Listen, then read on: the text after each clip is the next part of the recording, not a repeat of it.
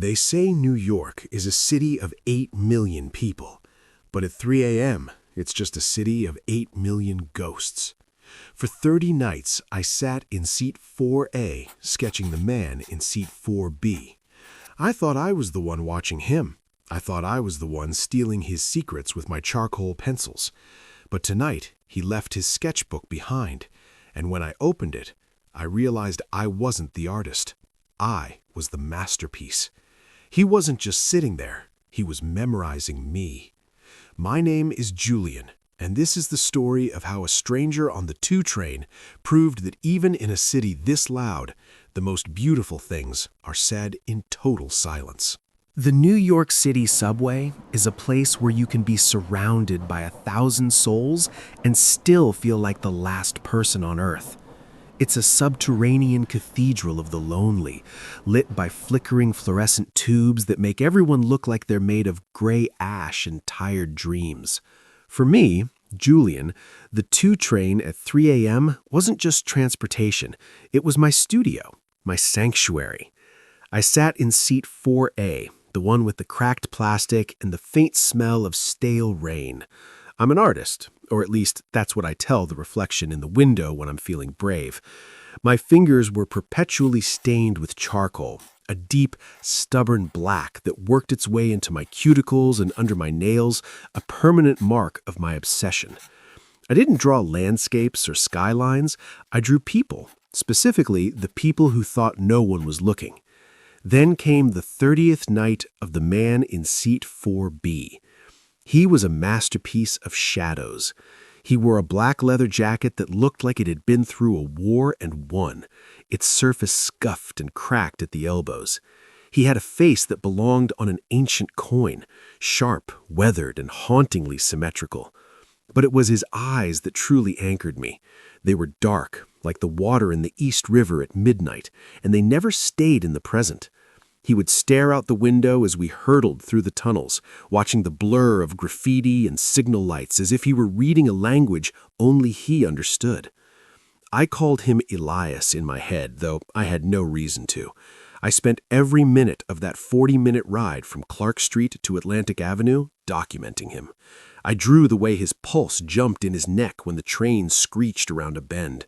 I drew the tension in his shoulders, a weight that looked like it could crush a lesser man. I felt like a thief. I was stealing his likeness, capturing his silence and pinning it to the white pages of my sketchbook like a butterfly under glass. In my mind, I was the invisible observer. I was the ghost.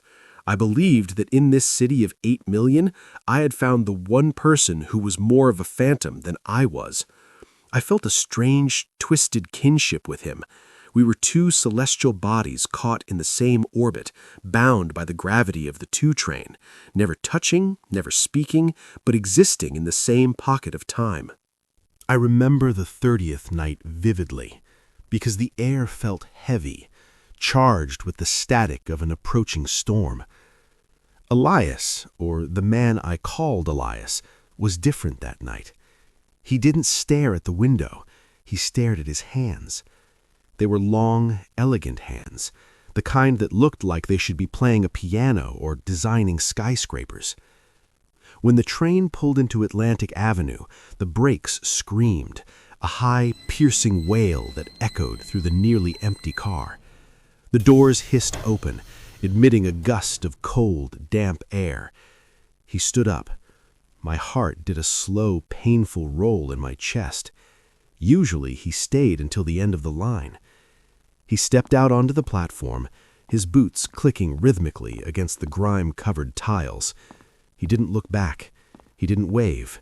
He simply vanished into the shadows of the staircase. But as the doors began to slide shut, I saw it. A small, black leather-bound notebook was sitting exactly where he had been. I didn't think. I lunged across the aisle, my fingers grazing the seat just as the door slammed shut with a finality that felt like a gunshot. I pressed my face to the glass, watching his receding silhouette, but he was gone. I sat back down in seat 4B. It was still warm. I held the notebook in my charcoal-stained hands. It was identical to mine, the same brand, the same wear and tear. My breath hitched as I opened the first page. I expected to find his name, an address, a phone number, something to give the ghost a life. Instead, I found my own face. It was a sketch of me from the first night. I was leaning against the window, my eyes closed, a smudge of charcoal on my nose. The detail was staggering. He hadn't just drawn me, he had understood the way the light hit the hollow of my cheek. I flipped the page. Another one of me laughing at a text, me looking frustrated with a drawing I had torn out, me staring at him with a look of longing I hadn't realized was so obvious. He hadn't been staring at the tunnel walls for 30 nights. He had been staring at the reflection of the man sitting in 4A. On the final page, written in a cramped, hurried script that seemed to vibrate with emotion, were 5 words that changed the trajectory of my life. I know why you're lonely. I sat there as the train sped into the darkness, the notebook clutched to my chest, feeling for the first time in years that I wasn't just a ghost. I was being haunted back. The following week was a slow, agonizing crawl through a city that suddenly felt like a map of someone else's mind. Every time I closed my eyes, I saw the sketches Elias had made of me. They weren't just drawings, they were mirrors. He had seen the way I pulled into myself when the train got too crowded. He had captured the exact moment I lost hope in a sketch, and the subtle, fleeting light in my eyes when I found it again. For 30 nights I thought I was the hunter, the silent archivist of his mystery, but in reality, I had been the one under the microscope. I returned to seat 4A every night at 3 a.m., my heart a frantic drum against my ribs. I waited for the leather jacket to appear through the sliding doors. I waited for the dark, stormy eyes to find mine across the aisle, but seat 4B remained empty. It was just a blue plastic slab, cold and indifferent, mocking me with its silence. The notebook he left behind became my only compass. I began to treat it like a sacred text, analyzing every stroke of his pencil for a clue, a sign, a reason why he had vanished just as the veil was lifted. On the 17th page, tucked behind a sketch of a rainy Brooklyn ridge, I found a coordinate-style note. 6:12 p.m., the Rusty Anchor. I knew the place. It was a dive bar in Red Hook that smelled of salt, old wood, and forgotten stories. I arrived at exactly 6 p.m. The sun was dipping low, casting long orange fingers across the cobblestones. The bar was nearly empty, save for a few locals and the hum of a neon sign that flickered with a rhythmic buzz click. I sat at the far end of the bar, my fingers tracing the edges of his notebook. I expected him to walk through the door at any moment, to sit beside me and finally explain why he had been watching me from the shadows. But 6:12 p.m. came and went. The only thing that arrived was the bartender, a woman with graying hair and eyes that looked like they'd seen every heartbreak in the 5 boroughs. "You Julian?" she asked, wiping the counter with a rag that's seen better days. My breath hitched. "Yes. How did you know?" Without a word, she reached under the bar and pulled out a small, cream-colored envelope. "A guy dropped this off yesterday. Said a kid with charcoal on his hands and a look of desperation would come looking for it." Inside was another sketch. This one wasn't of me. It was a drawing of an old Victorian house, grand but decaying, with a wraparound porch and a single light burning in an attic window. On the back, in that same vibrating script, was a memory. "My mother used to say that some people are born with their skin turned inside out. They feel the world too much. They hear the music in the wind and the grief in the rain. I saw that skin on you, Julian. I saw the music you were trying to catch." I felt a lump form in my throat, thick and heavy. He was talking to me through the ink. He was showing me his own scars to see if they matched mine. Over the next 3 days, the breadcrumbs led me across the city like a scavenger hunt for the soul. I went to a specific bench in Prospect Park where a gardener handed me a sketch of a dog with one ear. I went to a bookstore in the village where a clerk pointed me toward a copy of Leaves of Grass that had a drawing of a hospital room tucked inside the cover. Each drawing was a confession. I learned about the accident that had blurred his world, a car crash on a rainy Tuesday that had taken his sister's life and left him with a fractured soul and a blind eye. I learned about his years in the dark, where he gave up on architecture because he couldn't stand to look at the beauty of a world that felt so cruel. He told me through these silent gifts that he had spent 5 years being a ghost because he was too afraid to be a man. And then he saw me. On page 42 of the notebook, he had written, "I saw you sketching that old man on the 2 train. You weren't just drawing his face, you were drawing his dignity. And for the first time since the lights went out, I wanted to see again. I wanted to see the world the way you do." The final clue wasn't a note or a coordinate. It was a drawing of a specific rooftop garden in Bushwick, recognizable by the rusted water tower that looked like a giant tin man guarding the skyline. I arrived there as the city was transitioning from the golden hour to the bruised hour, that brief moment when the sky is the color of a fresh welt, purple and deep blue. I climbed the fire escape, the metal groaning under my boots, my lungs burning from the cold air and the sheer weight of anticipation. He was there. Elias was standing at the edge of the roof, his back to the city. The wind caught his dark hair, and the flickering lights of the Manhattan skyline reflected off his leather jacket. He looked smaller than he did on the train, more human, less like a specter and more like a man who is standing on the precipice of something terrifying. "I didn't think you'd make it past the bookstore," he said. He didn't turn around, but his voice, low, resonant, and weary, carried perfectly in the still air. "You made the map pretty clear," I replied, my voice steadier than I felt. "Why did you do it, Elias? Why didn't you just talk to me on the train?" He finally turned. Up close, without the harsh, flickering fluorescent lights of the subway, I could see the fine lines around his eyes. I could see the way his hands were shoved deep into his pockets, his knuckles white. "Because words are easy, Julian," he whispered, stepping toward me. "Words are what people use to hide. On that train, for 30 nights, we didn't have words. We had the truth. I wanted to know if you were as brave in the light as you were in the dark." I looked down at the notebook in my hand, his life, his pain, and my own face reflected back at me. "I'm not brave," I said.